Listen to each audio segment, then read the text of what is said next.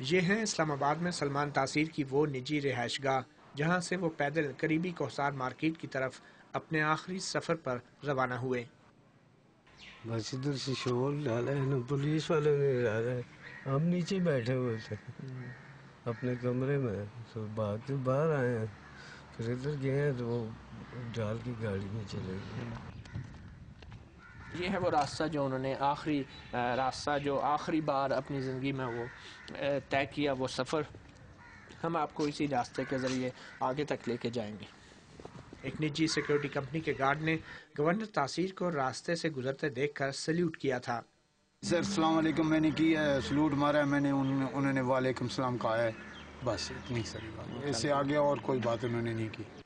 وفاقی دارالحکومت کا یہ علاقہ سب سے زیادہ محفوظ خیال کیا جاتا تھا، جہاں کہیں عام شخصیات اور غیر ملکی افراد بھی آزادانہ گھومنے میں کوئی جھجک محسوس نہیں کرتے تھے۔ تاہم جب محافظ ہی قاتل بن جائے تو گلہ کس سے کیا جائے؟ ایک ایسے ہی خودکار ہتھیار سے گورنر پنجاب سلمان تاثیر قتل کیے گئے۔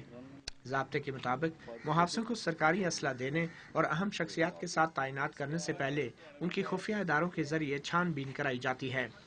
گھر سے پتہ کرتے تھے نا، اچھا، محلے دار سے پتہ کرتے ہیں کہ یہ بندہ کسی پارٹی سے تعلق تو نہیں رکھتا، یہ اس کا مذہبی کیا ہے، بیک گراؤنڈ ہے، یا اس طرح یہ کیا کرتے ہیں، یہ کہاں ان کے ساتھ کوئی دوست وغیرہ کن کے ساتھ بیٹھتے ہیں، اس طرح بس یہ سیکیورٹی کلیئرنس ہوتی ہے۔ ممتاز قادری کے قتل عمد جیسے اقدام کے بعد یہ سوال اہمیت اختیار کر گیا ہے کہ اعلیٰ شخصیات کی حفاظت پر مامور ایسے مزید کتنے اہلکار ہوں گے جو معاشرے میں پھیلی عدم برداشت کی فضا سے متاثر ہیں۔